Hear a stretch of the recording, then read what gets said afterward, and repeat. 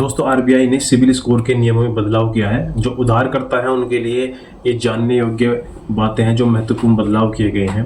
तो जैसा कि आप देख रहे हैं, उधारकर्ताओं के लिए ये महत्वपूर्ण बदलाव है और जो बैंक खाते वाले लोग होंगे उनको उसका लाभ होगा।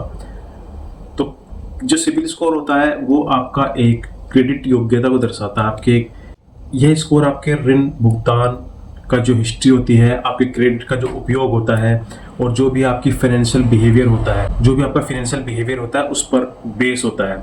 बैंकों और जो वित्तीय फाइनेंशियल संस्थान होती हैं वो आपको ऋण जो आप अप्लाई करते हैं अपनी ज़रूरत के अनुसार, जब आप ऋण लेते हैं वो इसी स्कोर के बेस पर आपको प्रोवाइड किया जाता है या उसकी आपकी इम्पोर्टेंस को उसी बेस पर रखा जाता है और उसी बेसिस पर आपको लोन मिलता है। तो दोस्तों, जैसे मैं इस आर्टिकल के माध्यम से देख रहा हूँ, आरबीआई ने 2025 में सिबिल स्कोर से संबंधित काफ़ी नियम चेंज किए हैं, बदले हैं, जिससे इसमें उधारकर्ता जो होंगे, लोन लेने वाले होंगे, उनकी एक ट्रांसपेरेंसी आएगी और सिक्योरिटी को ध्यान में रखते हुए बदलाव किए गए हैं।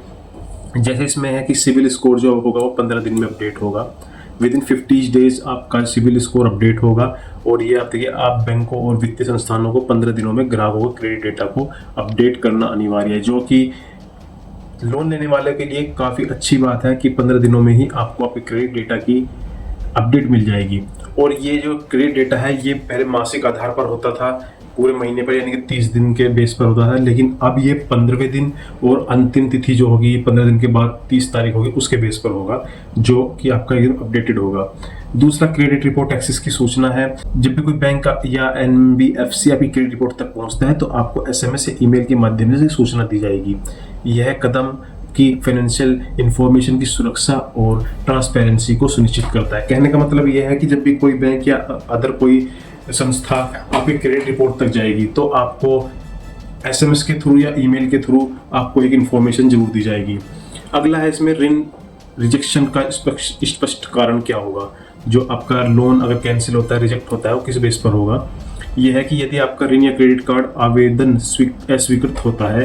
कहने का मतलब है कि अगर आप कोई लोन के लिए अप्लाई करते हैं या क्रेडिट कार्ड के लिए अप्लाई करते हैं, अगर वो रिजेक्शन बेस होता है, उसका रिजेक्शन होता है, तो बैंक को आपको स्पष्ट कारण बताना अनिवार्य है। यानी कि बैंक आपको उसका एक स्पष्ट कारण देगा क्यों आपका जो लोन है या क्रेडिट कार्ड है वो कैंसिल हुआ है।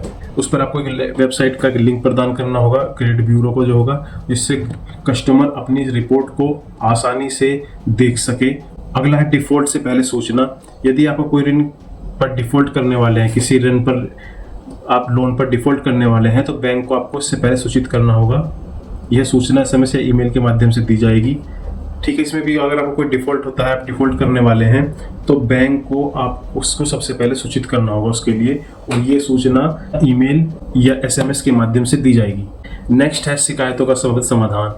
इसमें आपको क्रेडिट रिपोर्ट में अगर आपकी कोई गलती हुई है, कोई मिस्टेक हुई है क्रेडिट रिपोर्ट में आपकी, तो बैंक को 21 डेज के अंदर अंदर आपके क्रेडिट ब्यूरो की जो ट्रांजैक्शंस होगी उसकी 9 दिनों के भीतर से सुधारना होगा।